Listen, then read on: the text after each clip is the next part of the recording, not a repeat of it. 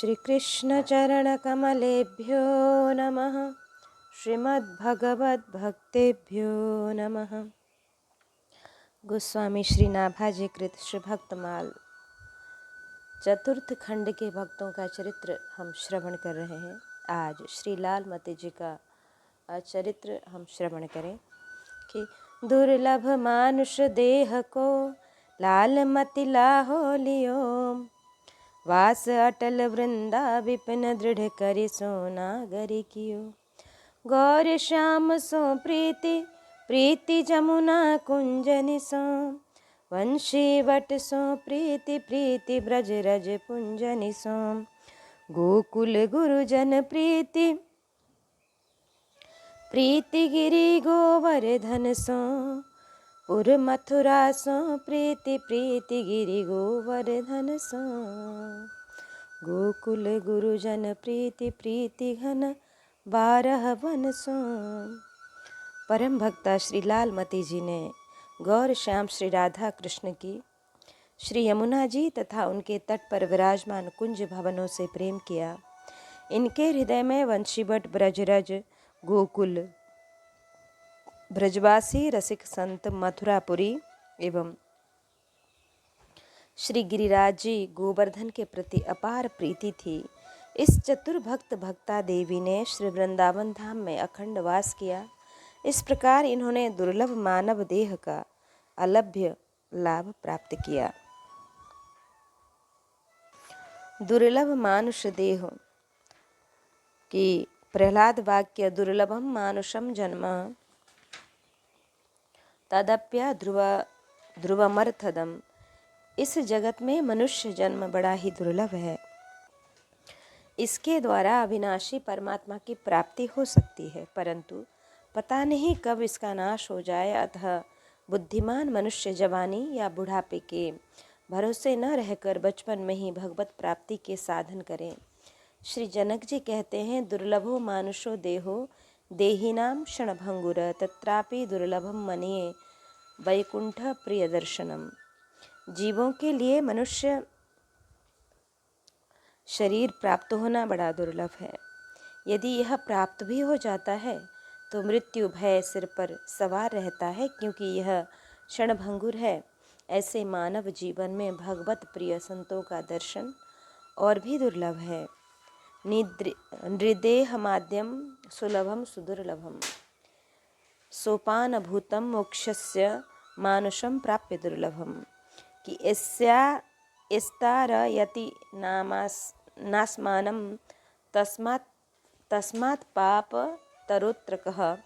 जो पुरुष मुक्ति भुक्ति के सोपान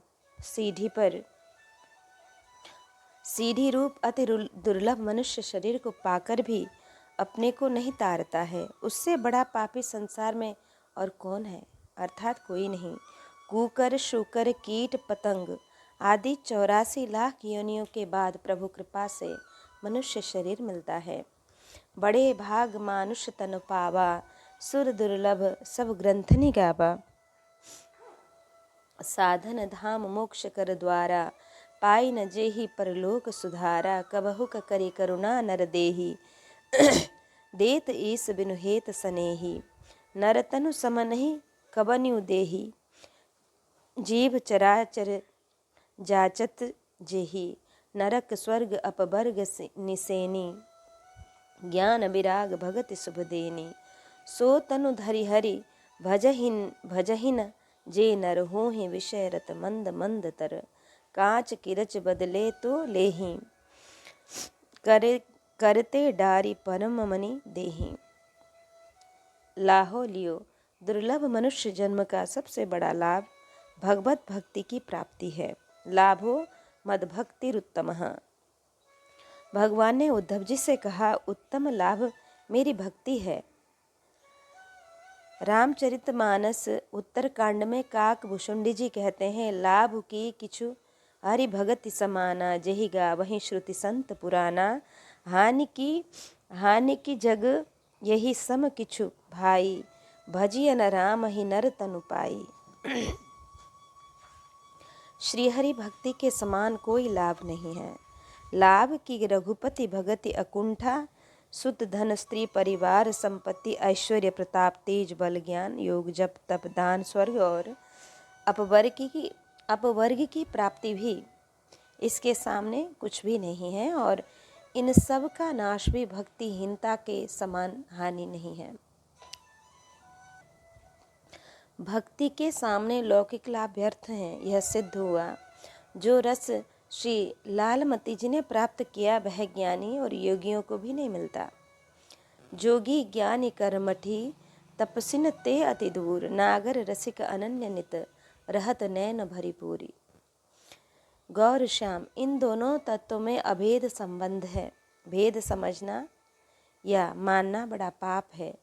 सम्मोहन तंत्रे गौर तेजो विना यस्तु श्याम तेज समर चेत जपेद्वा ध्यायते वापि सभवित पातकी शिवे। एकम ज्योतिर्बुद्ध वैधा राधा माधव रूपकम य कृष्ण सापि राधा च या राधा कृष्ण एव सह। श्री शंकर जी महाराज कहते हैं कि देवी गौर तेजमयी श्री राधा के बिना श्याम तेजमय श्री कृष्ण का जो अर्चन जप और ध्यान करते हैं वे पातकी होते हैं। एक ही ज्योति के राधा और माधव दो रूप हैं। जो राधा है वही श्री कृष्ण है और जो श्री कृष्ण है वही श्री राधा है। भेद बुद्धि रखने वाले व्यक्ति की सद्गति नहीं होती है। अनयोरंतरादर्शी संसारान मुच्यते। अभेद मानकर एक की पूजा करने पर दोनों की पूजा होती है। भेद मानने पर युगल को विरह दुख होता है। एक रूप द्वय नाम है रसिकन को यही लखात।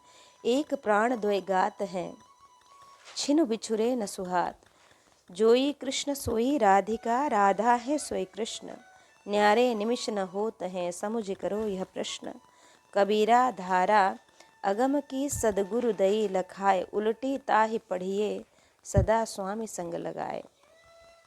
श्री कबीर जी कहते हैं सदगुरु ने अगम अगोचर ब्रह्म की धारा को बता दिया, उसे पलटकर राधा पढ़िए, स्वामी श्री कृष्ण को साथ लगाइए अर्थात राधा कृष्ण का स्मरण कीजिए। आदौ समुच्चरेद राधम पश्चात कृष्णम च माधव विपरीतम यदि पठेद ब्रह्म हत्या लभेत ध्रुवम। श्री कृष्णोस्ति जगत्तातः जगन्माता च राधिका पितु शतगुणा माता वंद्या पूज्य गरेयसी। आदि में राधा उसके पश्चात कृष्ण नाम का उच्चारण करना चाहिए। विपरीत पढ़ने में दोष है। श्री कृष्ण जगत पिता हैं और श्री राधिका जगन माता हैं। पिता से माता 100 गुना श्रेष्ठ पूज्य और वंदनीय है। श्री राधा के चरणों की सेवा को छोड़कर जो श्री कृष्ण से मिलना चाहता है वह समझो अमावस्या के दिन पूर्ण चंद्र का दर्शन चाहता है। श्री राधा पूर्णिमा तिथि के बिना श्री कृष्ण चंद्र पूर्ण प्रकाशित नहीं होते हैं। श्री राधा के संयोग से ही श्री कृष्ण रूप रस माधुर्य से पूर्ण होते हैं। राधा दास्यमपास्य च यह प्रयतते गोविंद संगाशया स्वयं पूर्ण सुधा रुचे परिचयम राकाम बिना कांक्षति। गौर श्याम सो प्रीति लालमती जी प्रेम में विलपती रहती थी। व्याकुल ही तड़प बिनु प्रीतम को तो नेक दया उरलाओ। प्यासी तजे तनु रूप सुधा बिनु पनीय की पी को पपी है पियाओ। जिया में होश कहूँ रही जाए न आ हरि चंद को उठी धाओ। आवे न आवे प्यारो अरे को हाल तो जाए के मेरो सुनाओ। आज इन दोन पे बलि जाइए रोम रोम ते छवि बरसत है निरख नैन सिरइये। रूप राशि मृदु हास ललित अति उपमा देर लजइये। नारायण सो गौर समाय को हृदय निकुंज बसइये। नारायण सा गौर श्याम को हृदय निकुंज बसइये। प्रेम से ही प्रेम की प्रेम से ही प्रेमी के वश में होकर भगवान विविध लीलाएं करते हैं। अतः प्रेम ही सुंदर श्रेष्ठ तत्व है। श्री बिल्व मंगल जी कहते हैं कि गोपाला जिरकर दमे बिरह में विप्राध्वरे लज्ज से ब्रूषे गोधन हुं कृतै स्तुति शतिर मौनम विधत्से विदाम दास्यम गोकुल पुंशलीषु कुरुषे सौम्यां न दान्तात्मसुः ज्ञातम कृष्ण तबाग्रे पंकजयुगम प्रेमाचलम मंजुलम।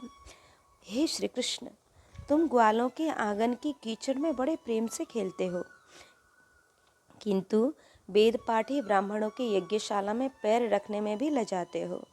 गौओं एवं बछड़ों का शब्द सुनकर उन्हें हियो हियो करके बड़े प्रेम से पुकारने लगते हो, किंतु बड़े बड़े ज्ञानियों के सैकड़ों बार स्तुति करने पर भी तुम्हारे मुख से एक शब्द भी नहीं निकलता, तुम मौनी बन जाते हो। गोकुल की पुंश्चलियों की गुलामी करने में, उनके घर की मामूली से मामूली कामों के करने में अपना अहोभाग्य समझते हो, पर जिन्होंने योगाभ्यास के द्वारा अपने मन को वश में कर लिया है, ऐसे योगिंद्र मुनिंद्रों के स्वामी बनने में भी सकुचाते हो, उन्हें अपनी सेवा का सौभाग्य प्रदान नहीं करते हो। मैंने जान लिया कि तुम्हारे मनोहर चरणारविंद प्रेम से ही वशीभूत होते हैं, अन्य किसी साधन से उन्हें वश में करना शक्य नहीं है। प्रीति जमुना, श्री यमुना का श्यामल जल देखकर विरहिणी को श्याम सुंदर की याद आ गई और वह उनसे अपना संदेश कहती है कि कहना प्यार हृदय का यमुने पर अंतर की पीर न कहना, कहना तेरी राधा रानी नित मेरे तट पर आती है, तेरे कर की छुई गगरिया अपने कर भर लाती है, पर मुझको कितना दे जाती निज नैनों का नीर न कहना, कहना पूनम की रातों में सुधि बरबस आ जाती है, मधुबन की परिचित कुंजों में जाकर दिल बहलाती है, लेकिन कितना कर लाती है गीला तन का चीर न कहना, कहना प्यार हृदय का यमुने पर अंतर की पीर न कहना, कहना तेरी अमराई में फिर से हैं बोर लगे आने, बोराई डालों पर कोयल फिर से गीत लगी गाने, किंतु उन्हें सुन ही उठता है कितना हृदय अधीर न कहना, कहना राधा सांझ सवेरे यशोदा के द्वारे जाती है, तेरी कारी धोरी गैया अपने कर धुआती है, भरता कितना पात्र धरा पर गिरता कितना क्षीर न कहना, कहना प्यार हृदय का यमुने पर अंतर की पीर न कहना, कहना राधा मेरे तट पर मंगल दीप जलाती है,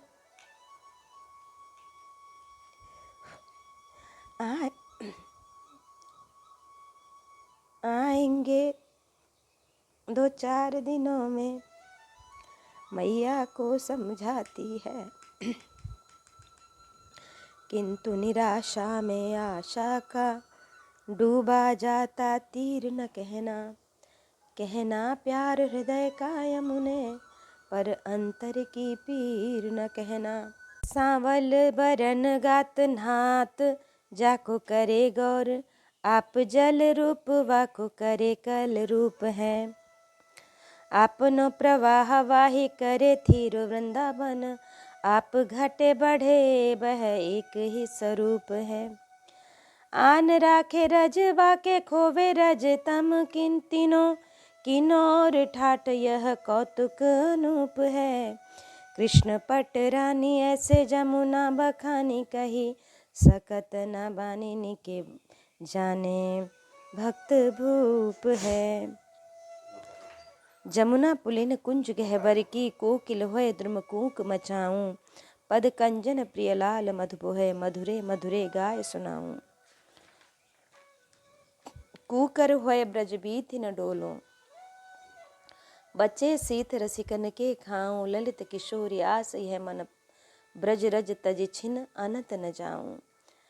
कलिंद नामक पर्वत जो सूर्य का स्वरूप है, उससे प्रकट जलधारा श्री यमुना जी हैं। सूर्य की पुत्री और यम की भगिनी है। उन्होंने तपस्या करके श्री कृष्ण को पति रूप में प्राप्त किया है। द्रवीभूत प्रेम ही यमुना जल है। श्री सनत कुमार संहिता में श्री यमुना जी की उत्पत्ति श्री प्रिया प्रीतम के केली के श्रमजल कण से कही गई है कि युवा यो व्यक्ति संजाता केली श्रम कलह शुभा, अतः संजायते नूनम तटने काटिच्योत्तमः। सर्वैः सखिगणैः पेयं त्वं प्रसीद कुरुष्व च, इदमेव परम पुण्यम युवयोः केलिजम जलम। किसी समय श्री प्रियाजू ने श्री लालजू के साथ परम पवित्र सूरत केली की, जिससे उनके मुखार विंद पर श्वेत बिंदु आ गए। उनको देखकर श्री ललिता जी ने कहा, आप दोनों के लीला विलास के श्रम से जो मुखार विंद पर परम पवित्र श्रमकण आए हैं, निश्चय उनसे कोई नदी प्रकट होनी चाहिए। उसके उत्तम जल को हम सब पान करेंगी। आप प्रसन्न होकर इससे एक नदी का निर्माण कीजिए। यह सुनकर श्री प्रिया जी ने श्री यमुना जी को प्रकट किया। श्री धाम में नित्य ही इनकी स्थिति है। वृंदावनांक सर्वेश्वर, हा हा श्री यमुना रंग श्यामल द्रविभूत प्रिय रूप, जल बिहार सुख सार देत मुख सुख मय युगल स्वरूप। या घर्मभा भाष्य तनया शीतलै, स्वसा यमस्यापि जनस्य जीवनै, कृष्णापि युद्ध शुद्धेरधिकं विधात्री, विहंतु मघराशि विधौ पटीयसी। अत्यंत उष्ण गर्म है। दीप्ति जिनकी ऐसे सूर्य तिनकी, कन्या अपने शीतल जल से यम की भगिनी होकर, जन के जीवन रूप जल से स्वयं कृष्ण श्यामल जल वाली होकर भी शुद्ध को अधिक शुद्ध करने वाले श्री यमुना जी अपने जल से पाप राशि को नाश करने में परम प्रवीण हैं। वंशी बट, शरद पूर्णिमा की रमणीय रात्रि में रास क्रीड़ा करने की इच्छा से भगवान श्री कृष्ण ने जिस वट वृक्ष पर चढ़कर बंसी बजाई, उसी को वंशीवट कहते हैं। वंशी की धुनी सुनकर अनंत ब्रज गोपियों के यूथ यहीं पर आए। यह स्थान माधुर्य लीला का उपक्रम स्थल है। यहीं ब्रज गोपियों के साथ श्री कृष्ण का मधुर संवाद हुआ। अतः रसिक भक्तों को यह स्थान अति प्रिय है। धनी वंशीवट विपट पर, वंशीवट रसलीन, जिहि तट पटु नटबर मणि, त्रिभुवन मोहित कीन। वंशीवट तर जाय कर, लीजे दो काम, मुख में ब्रज रज डारी के, बोलो राधे श्याम। वंशीवट गोपीश शिव, निकट रास को ध्यान, करि अजहू सुख पावहीं, साधक सिद्ध महान। हा हा मुरली मधुर शब्द करि, जब लाडिली बुलावो, सो धुनि नेक सुनाए रसिकिनी, तन मन प्राण जिवावो। आहा श्री वंशी बट तेरे परि छबीली जोरी, तामे बट देवे नहीं, समरथ दीजे छवि कछु थोरी। प्रीति ब्रजरज पुंजनी सो, श्री ब्रज भूमि दिव्य है, अतः यहाँ के रज स्वभावतः दिव्य है। नंगे पैरों से श्री राधा कृष्ण विचरते और बिहरे हैं, अतः उनके श्री पदों से संस्पृष्ट हैं। पुनः ब्रजगोपियों एवं अनेक रसिक अनन्यों के पाद पद्मों के मकरंद से मिश्रित है। गौओं के खुर से छूकर अति प्रसन्न हुई है। श्री कृष्ण के विरह में ब्रजगोपियों के नेत्रों से चले अश्रु प्रवाह से गीली एवं सरस है। अतः भक्तों के लिए ब्रजधूरी मधुराति मधुर है, उनकी प्रिय संपत्ति है। यथा मैदा मिश्री मुहरे, मेरे वृंदावन की धूरी। के श्री उद्धव जी ब्रज गोपियों के प्रेम से ऐसे प्रभावित हुए कि ब्रज में लता गुल्म बनकर ब्रजरज का निरंतर सेवन कर रहे हैं।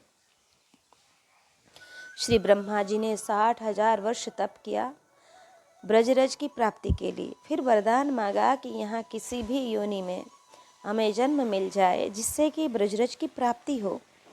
श्री अक्रूर जी तो रथ से कूद पड़े और ब्रजरज में लौटने लगे। वंदे नंद ब्रज स्त्रीणां पाद रेणुमभीक्षणः यासां हरिकथोद्गीतं पुनाति भुवनत्रयम्। श्री ब्रह्मा जी कहते हैं कि नंद ब्रज की गोपियों के चरणों की धूलि की मैं वंदना करता हूँ, जिसके द्वारा गाई गई श्री कृष्ण कथा तीनों लोकों को पवित्र करती है। गोकुल गुरुजन प्रीति। बड़े बूढ़े गोप एवं अनन्य रसिक संत ब्रजवासी सभी गुरुजन हैं। इनमें श्री लालमती जी का परम अनुराग था। स्तुति करते हुए श्री ब्रह्मा जी कहते हैं कि एषां घोष निवासिनामुत भवान् किं देवरातेति नश्येतो विश्वफलात् फलं त्वदपरं कुत्राप्ययनं ह्यति सद्वेषादिवपूतनापि सकुला त्वामेव देवा पिता।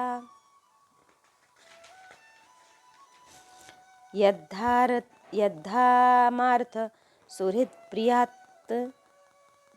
सुहृत्प्रियात् मतनय प्राणाशया स्वत्कृते। हे प्रभु, इन गोकुलवासियों के इनकी सेवा के बदले में आप क्या फल देंगे? संपूर्ण फलों के फल स्वरूप आपसे बढ़कर और कोई फल तो है ही नहीं। यह सोचकर मेरा मन मोहित हो रहा है। आप उन्हें अपना स्वरूप देकर भी उन्हें नहीं हो सकते हैं, क्योंकि आपके स्वरूप को तो उस पूतना ने भी अपने संबंधियों अघासुर बकासुर आदि के साथ प्राप्त कर लिया, जिसका केवल वेश ही साध्वी स्त्री का था, पर जो हृदय से महान क्रूर थी। फिर जिन्होंने अपने घर, धन, स्वजन, प्रिय शरीर, पुत्र प्राण और मन सब कुछ आपके ही चरणों में समर्पित कर दिया है, जिनका सब कुछ आपके लिए है, उन ब्रजवासियों को भी वही फल देकर आप ऋणी कैसे हो सकते हैं? अर्थात नहीं हो सकते, ऋणी ही रहेंगे। गोपाल चंपू में श्री जीव गोस्वामी जी समस्त प्रेमी परिकर के दर्शन की उत्कंठा करते हैं। श्रीमद् वृंदावन निंदुर मधुपख गमृगा श्रेणी लोका दुजाता दासा लाल्या सुरम्या सहचर हलभृत्तात मात्र दिवर्गा। कि आहा, वह दिन कब होगा जब श्री कृष्णचंद्र वृंदावन के चंद्रमा भगवान श्री कृष्ण के भ्रमर, पशु पक्षी, तेली, तमोली आदि व्यवसायिक वर्ग के लोग, ब्राह्मण, क्षत्रिय आदि द्विजाति वर्ण के मनुष्य, दास दासियां, उनकी पोष्य गौएं, सखा गोप बालक श्री बलदाऊ भैया तथा उनके पितृवर्ग एवं मातृवर्ग, गोप गोपी वृंद, उनकी प्रियतमा श्री गोपीजन और उनमें भी सर्वश्रेष्ठ राधा आदि इन समस्त परिकरों के समूह को, जो उनकी अनूप माधुरी का दर्शन करके लोकातिशायी आनंद में मग्न रहता है, हम प्रतिदिन अवलोकन करके निहाल हो जाएंगे। ब्रज के अनन्य रसिकों में प्रीति अर्थात उनका अनुकरण, उनकी भजन पद्धति के अनुसार भजन करना। 12 वन। ब्रज में वन मुख्य हैं। आद्यं मधुवनं तत्र द्वितीयं तालसंगीतं तृतीयं कुमुदं नाम बहुलाख्यं चतुर्थकं खदीरं पंचमं चैव षष्ठं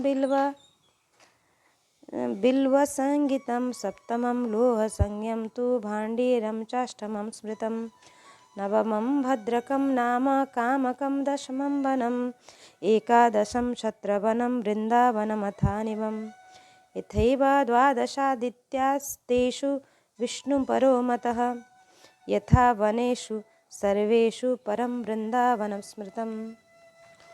के इन वनों के नाम मधुवन, ताल वन, कुमुद वन, बहुला वन, खदिरवन, बिल्ववन, लोहवन, भांडेरवन, भद्रवन, कामवन, शत्रुवन, श्री वृंदावन जैसे 12 सूर्यों में सबसे श्रेष्ठ विष्णु हैं, उसी प्रकार सभी वनों में श्री वृंदावन मुख्य है। ब्रज भक्ति विलास में 12 वन, 12 उपवन, 12 प्रतिवन और 12 अधिवनों का वर्णन है। इनके अधिपति देवता, ऋषि और मंत्रों के साथ इनकी उपासना भी वर्णन करते हैं। 12 पुराण में 12 तपोवन, आदि पुराणों में 12 मोक्षवन और भविष्य पुराण में 12 कामवन और स्कंद पुराण में 12 अर्थवनों का उल्लेख है। इस संबंध में श्री नारायण भट्ट जी कृत ब्रजभक्ति विलास द्रष्टव्य है। पुर मथुरा मोक्षदा सप्तपुरियों में प्रधान पुरी है। पुराणों में इसकी महिमा बड़े विस्तार से कही गई है। मधुरा, मथुरा और मधुबन आदि अनेक इनके नाम हैं। श्री भागवत में लिखा है कि शत्रुश्च मधुपुत्रम लवणम नाम राक्षसम अत्वा मधुबने चक्रे मथुराम नाम वै पुरीम। शूरसेनो यदुपतिर्मथुरा मा वसम पुरीम माथुराच्छु रसिष्णांश्च विषयान बुभुजे पुरा।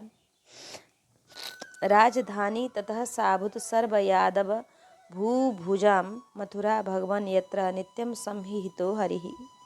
श्री शत्रुघ्न जी ने मधुवन में मधु के पुत्र लवण नामक राक्षस को मारकर वहाँ मथुरापुरी नाम की पुरी बसाई। प्राचीन काल में यदुवंशी राजा सूरसेन मथुरा में रहकर मथुरा मंडल और सूरसेन मंडल का शासन करते थे।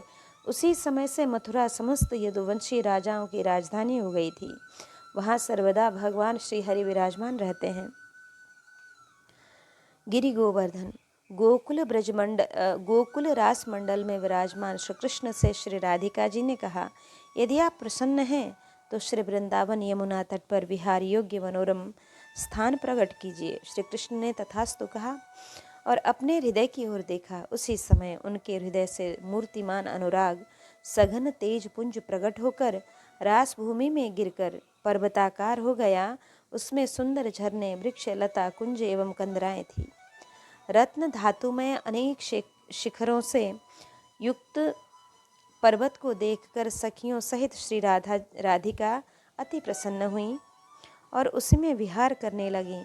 अवतार काल में गोवर्धन का भूतल में प्राकट्य हुआ और द्रोणाचल के पुत्र रूप से प्रकट होने पर सभी ने इनका अभिवादन किया। एक बार इन्हें पुलस्त्य ने देखा तो मोहित होकर द्रोणाचल से कहा, तपस्या के लिए मुझे अपना पुत्र दे दो, उसे काशी ले जाकर उस पर तपस्या करूँगा। इससे तुम्हारा और तुम्हारे पुत्र का भी कल्याण होगा। पुत्र स्नेह कातर द्रोणाचल ने ऋषि की मांग स्वीकार की। श्री गोवर्धन ने कहा, ठीक है मुने, बीच में यदि कहीं रख दोगे तो फिर मैं वहाँ से न उठूँगा। पिता को प्रणाम कर मुनि के दाहिने हाथ पर आरूढ़ श्री गोवर्धन ने मार्ग में श्री कृष्ण लीला भूमि को देखा। वहीं रहने की इच्छा से उन्होंने अपना भार बढ़ाया तो ऋषि ने वहीं स्थापित कर दिया। और तब श्री गोवर्धन ने पूर्व वाक्य का स्मरण कराकर ऋषि को प्रणाम किया। ऋषि ने तिल तिल घटने का आशीर्वाद दिया और घोर कली में इनका नाम रह जाएगा। प्रत्यक्ष दर्शन न होंगे, नाम ही रह जाएगा। जब तक इनका दर्शन है कली का प्रभाव मंद ही रहेगा। कल्प भेद से दूसरी कथा है कि श्री रामावतार में समुद्र पर सेतु बंधन के समय वानरों द्वारा अनेक गिरि शिखर लाए गए थे। श्री हनुमान जी द्रोणाचल के पुत्र के रूप में स्थित गोलोक से अवतरित श्री गोवर्धन गिरि को भगवत दर्शन का प्रलोभन देकर चले आ रहे थे प्रलोभन देकर चले आ रहे थे कि ब्रजभूमि में पहुँचे ही थे कि प्रभु का आदेश हुआ, जिनके हाथ में जो भी पर्वत या वृक्ष जहाँ कहीं भी हो वे वहीं रखकर तुरंत आ जाए। श्री हनुमान जी ने श्री गोवर्धन को ब्रजमंडल में रख दिया। इससे गोवर्धन अत्यंत उदास हो गए। श्री हनुमान जी ने राघवेंद्र सरकार से इनकी व्यथा निवेदन की। तब भगवान श्री राम ने वचन दिया कि अगले श्री कृष्णावतार में मैं गोवर्धन को दर्शन दूंगा, उन्हें अपने सिर माथे पर धारण करूंगा, स्वयं उनकी पूजा करके उन्हें जगत में परम पूज्य पद प्रदान करूंगा।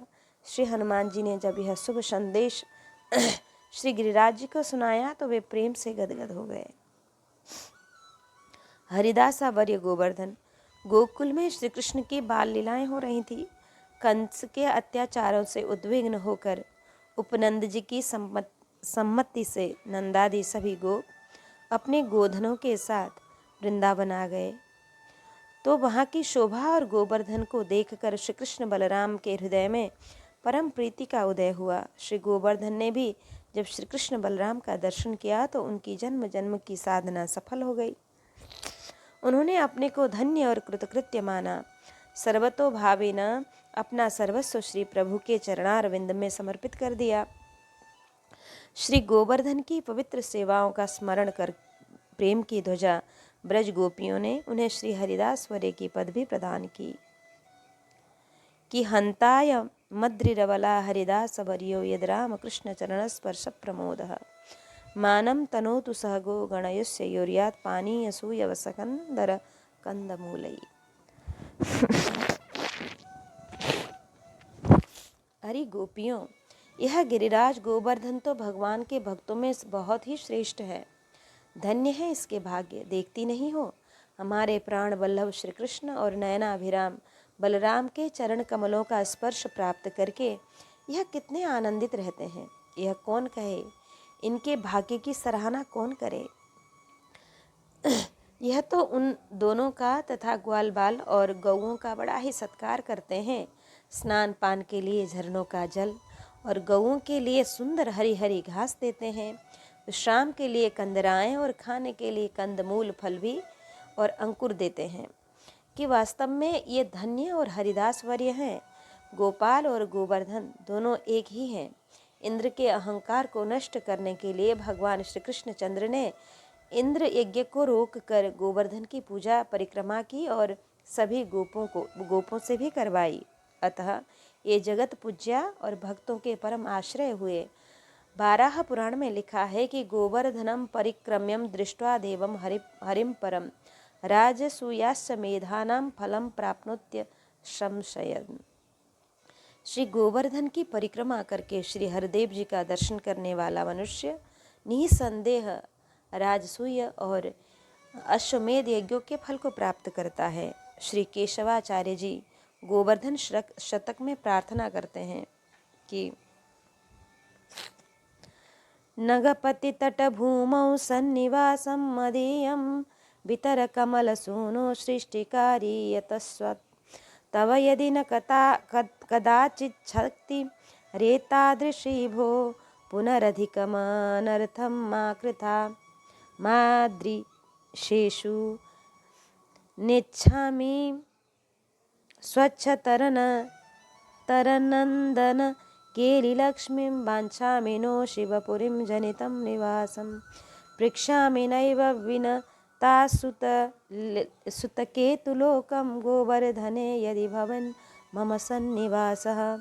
हे विधाता, तुम सृष्टि करता हो, अतः प्रार्थना करता हूँ कि मुझे गोवर्धन के निकट भूमि में निवास दो। यदि आपकी ऐसी शक्ति नहीं है तो हम सरीखे जीवों पर विशेष अनर्थ मत करना, अर्थात अन्यत्र निवास मत देना। यदि मुझे गोवर्धन का निवास मिले तो मैं स्वच्छ नंदन वन की क्रीड़ा तथा शिवलोक और विष्णुलोक की भी इच्छा नहीं करता हूँ। समुझो नहीं सैल इन्हें, यह तो हरि हैं, हरिदासन में वर हैं। बनि ब्रह्म विरागे मुनि इन्हीं की, तरेटी में कीन चहे घर हैं। चर्चा भुवलोक की कौन करे, वैकुंठ न इनकी सर हैं। करि प्रीति प्रतीति भजो गिरिराज, विराज रहे ब्रज ऊपर हैं। तरहटी गोवर्धन की रहिए, नित प्रति मदन गोपाल लाल के चरण कमल चित लइए।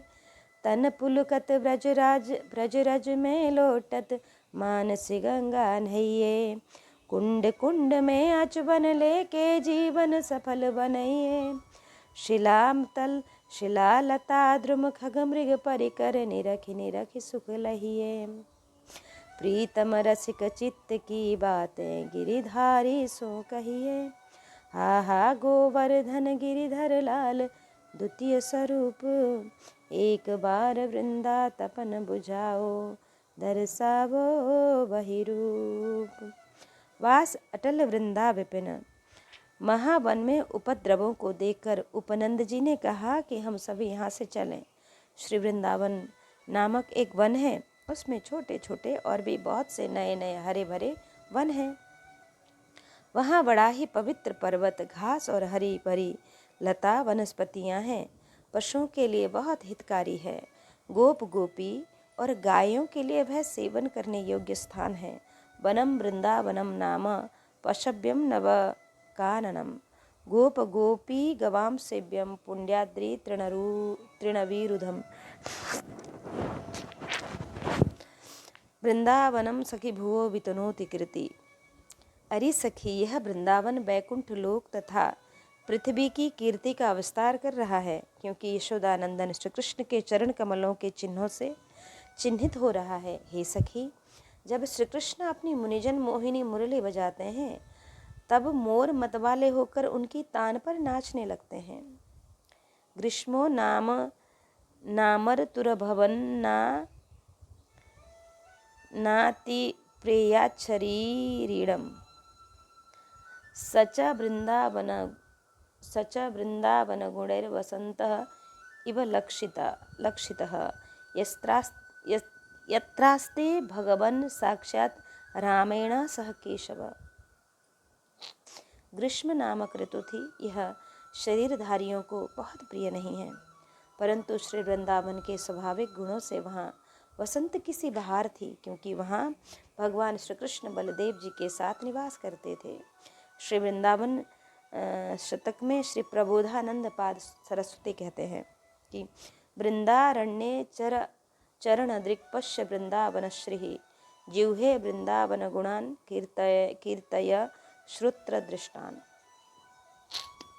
हे चरणों, वृंदावन में चलो। हे नेत्र, वृंदावन की शोभा निहारो। हे जिह्वे, तुम कानों से सुनी हुई वृंदावन की गुणावली का गान करो। हे घ्राण, वृंदावन की सुगंध अनुभव करो।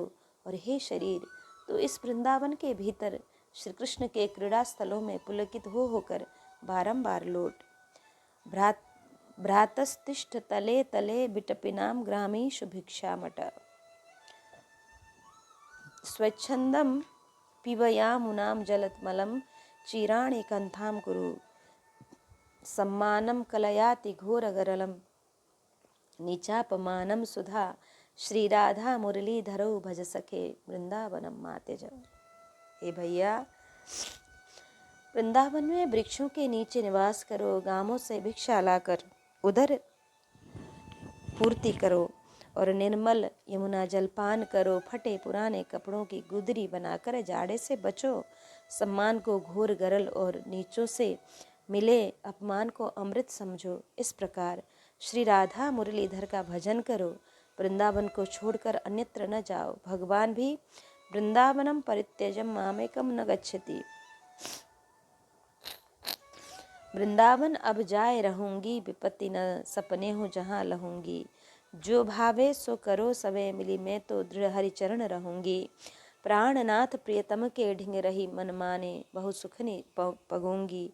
भली भई बन गई बात यह, अब जग दारुण दुख न सहूंगी। करी है सुरति कवहूँ तो स्वामी, विषया नल में अब न रहूंगी।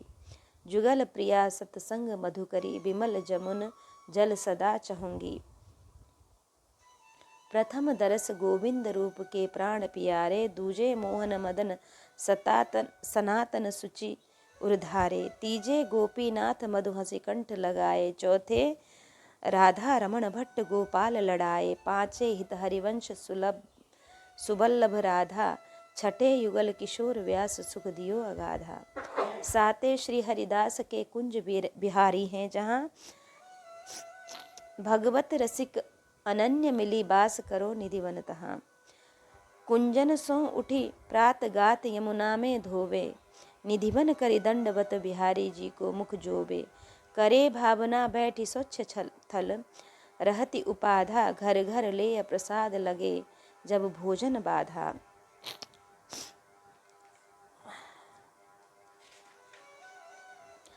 संग करे भगवत रसिक कर करवा, गूदरे गरे।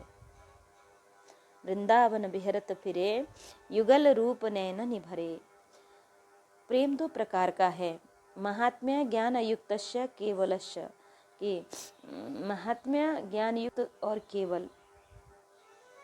गोकुल के केवल्य रति ऐश्वर्य ज्ञानहीन, पुरी द्वय वैकुंठाध्ये ऐश्वर्यम प्रवीण। कृष्णना यतेक खेला, सर्वोत्तम नरलीला। मथुरा और द्वारका में ऐश्वर्य प्रधान लीला है, जहाँ विधि मार्ग से प्रभु प्राप्त होते हैं, परंतु ब्रज में तो केवल रागानु मार्ग से ही मिलते हैं। यमुना कुंज वंशी बट ब्रजरज गोकुल गुरुजन 12 वन। मथुरा और गोवर्धन ये सभी गौर श्याम श्री कृष्ण के स्वरूप ही हैं, अतः इनसे स्वाभाविक प्रेम था।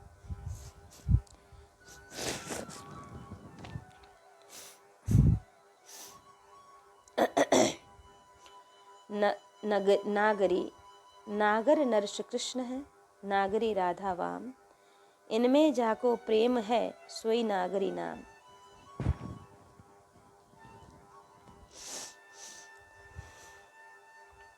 स्वयं भगवान ने ब्रजधाम में विश्राम प्राप्त किया। जनन्युपहृतं प्राश्य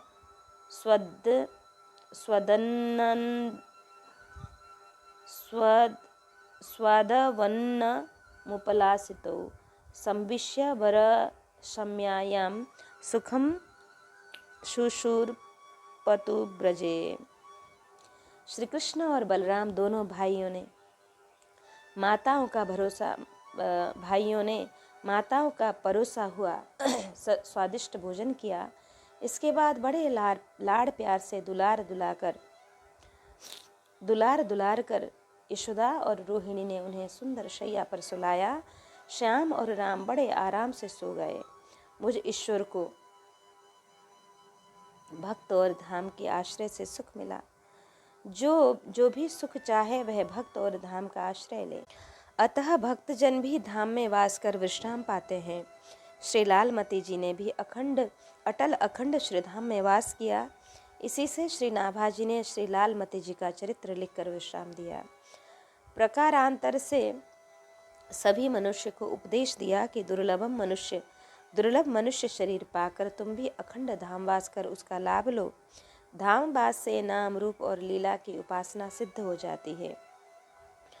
छाड़ी स्वाद सुख देह को और जगत की लाज, मन ही न मारत हारि के वृंदावन में गाज। भक्त गुण चित्रणी में चित्रणीकार लिखते हैं कि श्री लालमती जी ने यमुना कुंज आदि 8 स्थानों में प्रेम किया। वे इनकी यात्रा करती रहती थीं। शरीर के क्षीण होने पर भी दर्शन यात्रा सेवा आदि में शिथिलता नहीं आई।